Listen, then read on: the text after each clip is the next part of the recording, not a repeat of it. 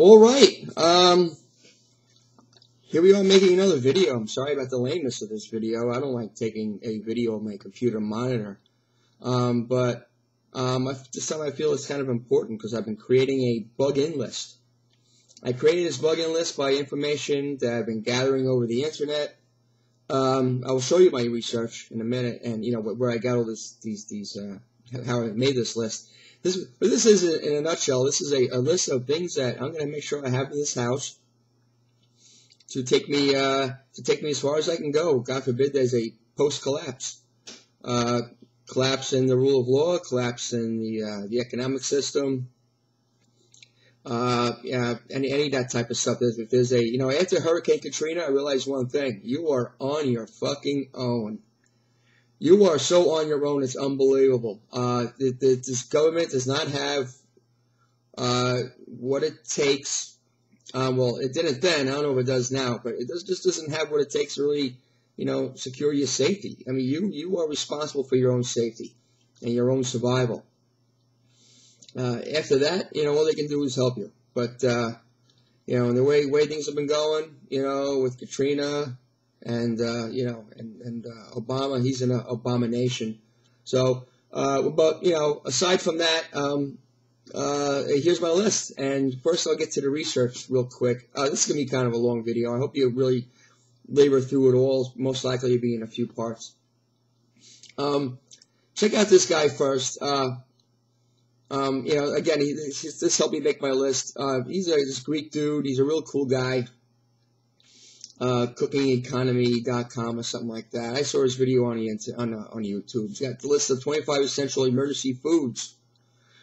I don't agree with it all. I agree with most of it. Again, a lot of it's personal preference. He seems to really know his stuff.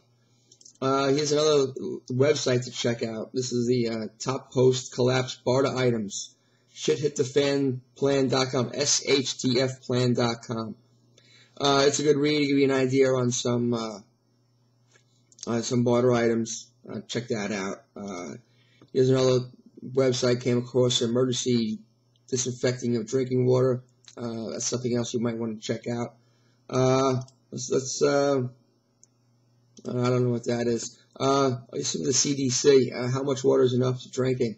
The CDC says most authorities suggest keeping at least 3-day supply of water on hand in case of a disaster.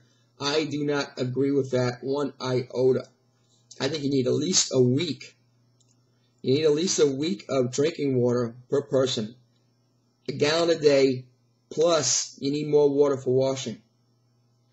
But even better than that, you want to create a system of collecting your water. But we'll get into that. Let's get back to this category list here and check it out and see where we need to go. So without further ado, let's check it out. Everybody who is prepping for something. Some people, like I'm, prepping for an economic collapse and a total meltdown of society.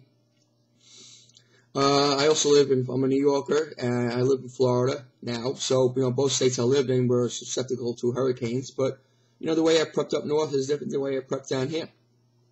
The way you prep out Midwest is totally different. Again, it's whatever you feel that you need to prep for, whatever's immediate threat is what you need to prep for. Okay, it's economic collapse, where I feel I might be out of work for a long time, and I might get gangs of people running down the street, going house to house looking for food. I got prepared for that. Especially here in Florida, where it's pretty much a lawless state anyway, and it's just a criminal state down here as it is. So everybody down here is who's not a criminal is got guns around and stuff, and keeps the criminals at bay for the most part. It does a lot of its own policing, and hurricanes. There's always a hurricane threat. So you got to figure: do you need a bug-out bag? I don't feel I need a bug-out bag. I think my house is pretty secure, except for the strongest of hurricanes, Hurricane 4, Hurricane 5. But I have a place to go. It's not far down the road. I can go weather out the hurricane and then, come on right on back and check out the damage. If you feel you need a bug-out bag, then by all means, get on it. One thing you might need to do is create a circle of like-minded preppers with neighbors, family, friends, but consider your assets and liabilities. Now that is very important. Consider your assets and liabilities. If a friend of yours is a carpenter or have good mechanical skills, they are an asset. But the guy across the street is a big fat tub of shit. He's lazy, he whines a lot, doesn't really mow his lawn, he drinks too much, he smokes too much cigarettes. That's a guy you don't want to include in your circle, because he's just going to consume more than he's going to produce. He might be a good friend of yours. He might be a great guy.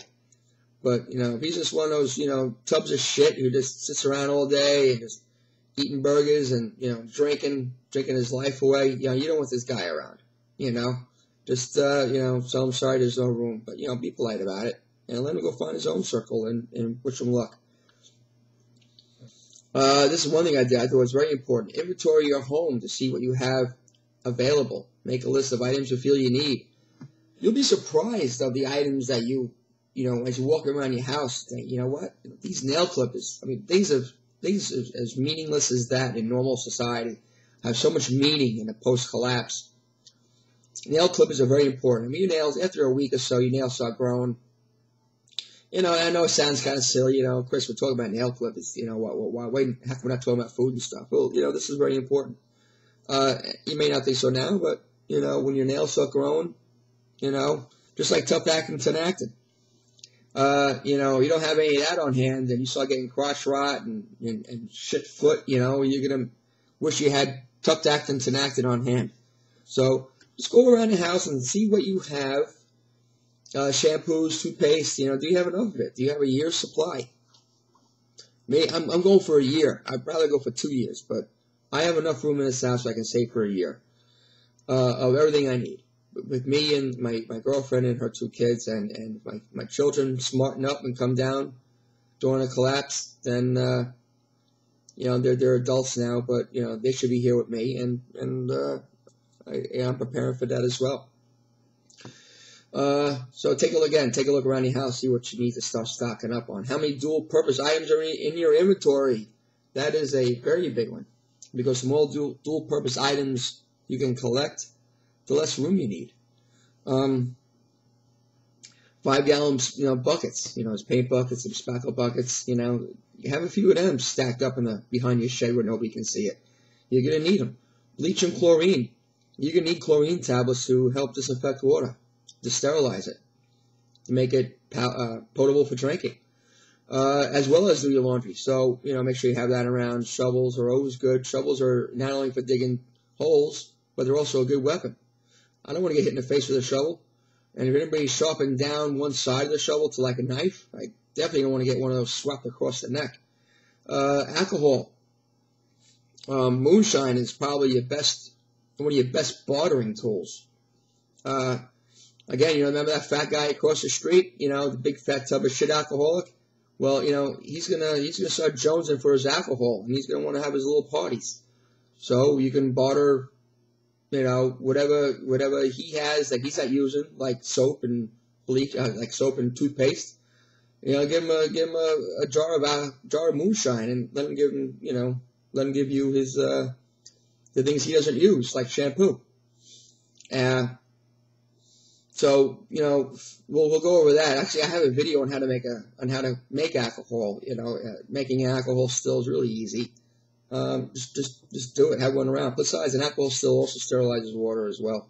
So, alcohol still is, not only is the alcohol a dual-purpose item, the still is a dual-purpose item.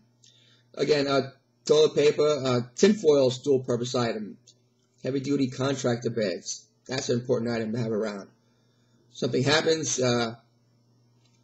you might have to put dead animals in it, get rid of your garbage, because if something happens, it's likely that the garbage men aren't coming for a while. You might have to put bodies in these bags, you don't know, there's a shootout in your neighborhood and it's across the street, that fat tub of shit guy across the street, the neighbors went over to his house and killed him to eat him, you're going to have to pick up his body parts and put it in the black, those black plastic bags.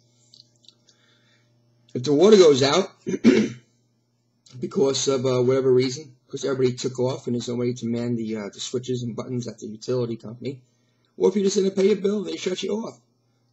You take one of those bags, you put it in a 5-gallon bucket, you kind of put up a makeshift toilet seat over it, and, you know, unfortunately, if that's what you have to do to take a crap, then that's what you have to do. So look around your house to see what you can come up with. Layering items, you know, that goes inside with coincides with dual purpose.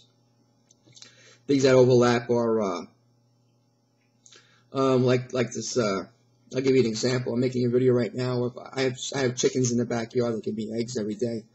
Excuse me. I save cracked corn. Cracked corn I can feed to the chickens, and the chickens will use that nutrition and produce eggs out of it. Cracked corn is also, you can burn it. It's an excellent fire fuel. Okay, so you can burn it. Cracked corn also helps you make my moonshine.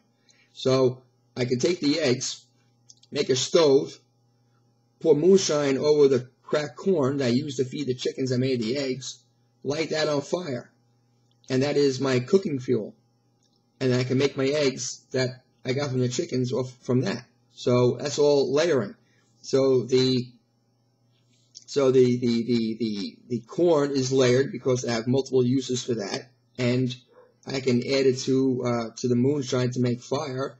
And the moonshine I also can barter and drink myself and use it to disinfect my hands and everything else.